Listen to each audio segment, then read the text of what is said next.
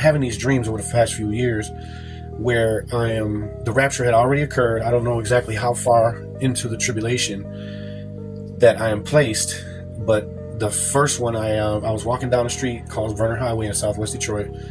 Everything is gone. Like, most of the buildings and everything, stores and everything are gone. It's just piles of rubble. There's fires and smoke.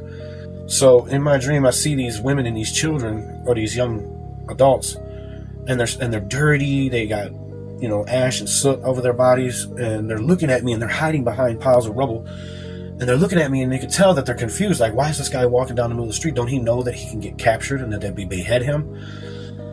And I don't know exactly what they were thinking, but that's what I grasped in my dream. And a lot of part of these dreams, I already knew what was happening. I didn't have to be told, or I just knew what had happened. There's like barrels, like steel barrels with holes in them, and there's fires going on in those barrels. And so obviously people were trying to get heat. And so I walked past some of the rubble to go towards the women and the young teens to ask them what was wrong. Why were they hiding? I already knew it, but I knew it had something to do with the tribulation portion after the rapture. And as I'm walking through this rubble, I look in some of the barrels and I see meat cooking.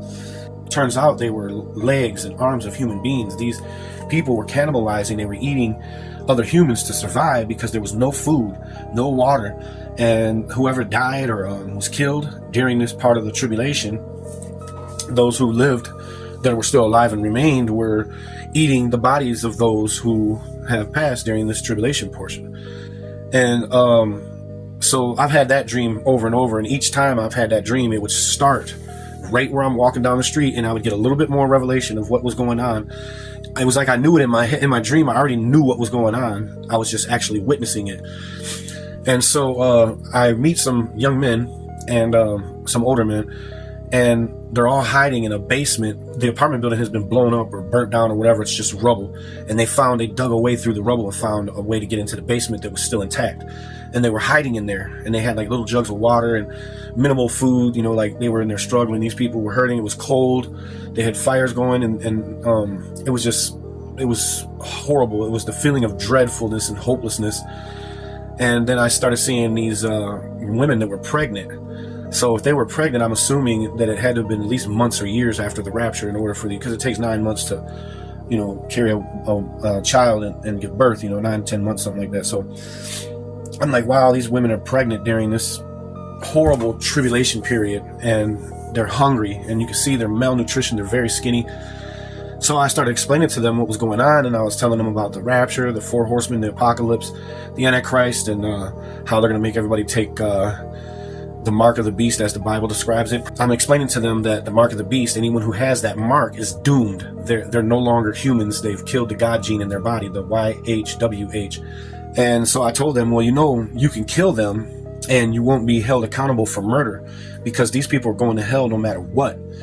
So whether you kill them or they die or something else happens, then they die, they're going to hell regardless. So in the tribulation period, in my dream, in the tribulation period, I was telling them that instead of hiding and sneaking and waiting for an opportunity to snatch little crumbs and little bits of water here and there, why don't we go hunt these UN soldiers and we can shoot them and just take all their stuff. We don't have to run and hide and sneak. We just go take it and leave. It would be a lot more efficient. And since these people already have the snake bite, those who are saved in my dream were able to see the mark of the beast in their right hands and their foreheads, their right hands and foreheads. So a small group, you know, several of us, maybe 4 or 5, me and 4 or 5 young guys, went on a mission, and we found an apartment building that I used to live in. This apartment building still was intact. It wasn't blown up or burnt down or whatever happened. Could have been an earthquake, I don't know, maybe a nuclear attack, I don't know, something was going on, but the building was still there, and the UN soldiers was using it as a base. And they would use that as a base, and they would go out and hunt people who didn't take the snake bite. And if you didn't take the snake bite, they would send you to these FEMA camps. And if they refused to take the snake bite in their right hand or their foreheads, then all those guillotines that Barack Obama had bought when he was the president. Remember when, this is outside of my dream, by the way, when Barack Obama was the president, I think it was during his second term, he ordered 250,000 guillotines.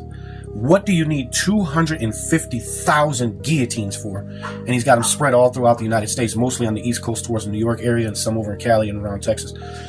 I think they're in the areas where the FEMA facilities are.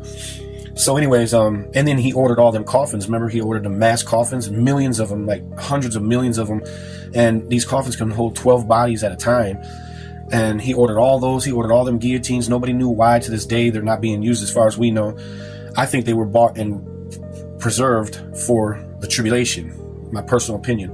But in my dream, anyone who didn't take the snake bite, the mark of the beast, they were placed in these guillotines, and their hands and heads were chopped off, and their bodies were thrown in these coffins that Barack Obama had bought in real life during his presidency. These soldiers in this building would take you there, and then you would decide if you're going to live for God or die for God, or you were going to live for yourself or the devil.